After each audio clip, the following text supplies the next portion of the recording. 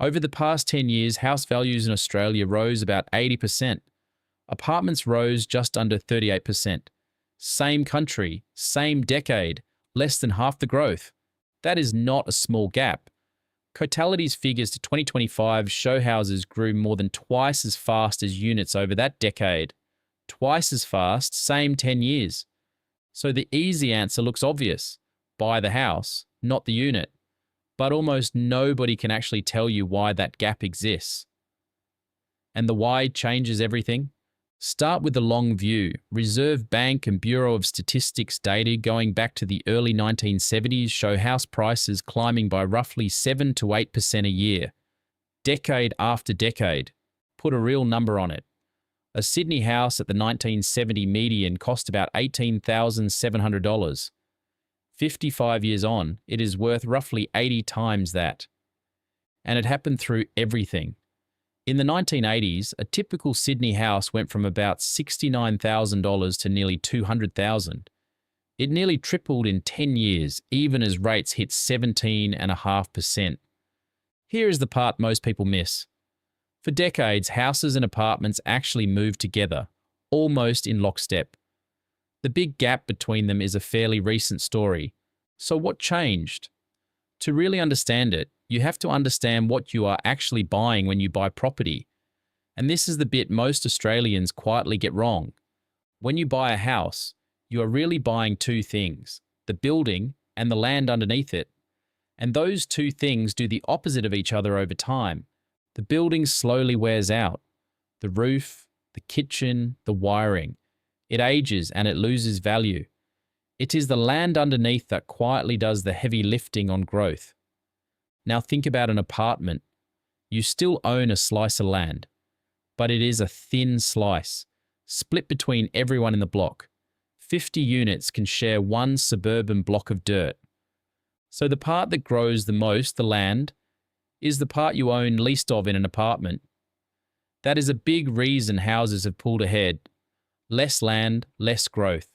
It is the same reason an old, run-down house on a big block can sell for a fortune. Buyers are not paying for the tired house. They are paying for the dirt it sits on.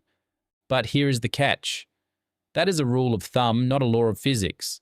It is easy to say land always wins and stop thinking. The real market is messier.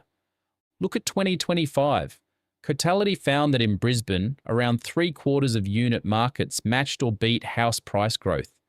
Perth was similar. The gap narrowed hard. In Sydney over the last year, apartments were the only part of the market still in positive territory. House values there went flat. For once, the thin slice of land beat the big one. Because a well-located apartment in a suburb people are desperate to live in can outgrow a house stuck an hour and a half from anywhere. Location can beat land size. There is another side to apartments most first-time buyers do not see coming. When you buy one, you are not just buying a home. You are buying into a business. Every apartment block is run by a body corporate, strata most people call it. Every owner pays in to run and repair the shared parts of the building, and you are one of them. That means quarterly strata fees. For a standard 2-bedroom unit in a big city, 2026 figures put those at roughly $1,500 to $2,500 a quarter, and that is the calm version.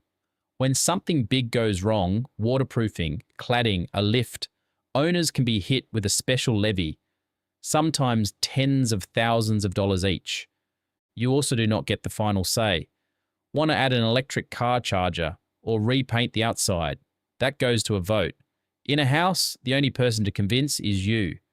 To be fair, a chunk of that strata money is not wasted. It covers building insurance and a fund for big future repairs. In a house, you carry every one of those costs alone. So why do millions of Australians happily choose apartments anyway? Because a unit buys you something a house on the fringe simply cannot. It buys you where you live. The same money that gets you a house 90 minutes out can get you a unit 10 minutes from the city. Walk to work. Walk to the beach. Hours of your week handed back. Picture a couple in their early 30s. About $1 million gets them a house 40 kilometres out, or a 2-bedroom unit 15 minutes from work. Over 20 years, the house probably grows more. The land does its thing, but that couple also spends 3 extra hours a day in the car for years to own it. There is no clean winner there. One choice builds more wealth on paper, the other buys back time. And time in your 30s is not nothing. That is the real trade-off. And here is the part that stings. For a growing number of Australians, it is not even a choice between the two. It is an apartment, or staying locked out altogether. Look at the maths. Cotality's 2026 data puts the median Australian house just over $1 million. The median unit sits around $740,000. That is a gap of more than $260,000. On a normal wage, that difference is not a rounding error. It is the difference between getting in or not. Meanwhile, wages are barely moving. The Bureau of Statistics had wage growth at 3.3% for the year to March 2026.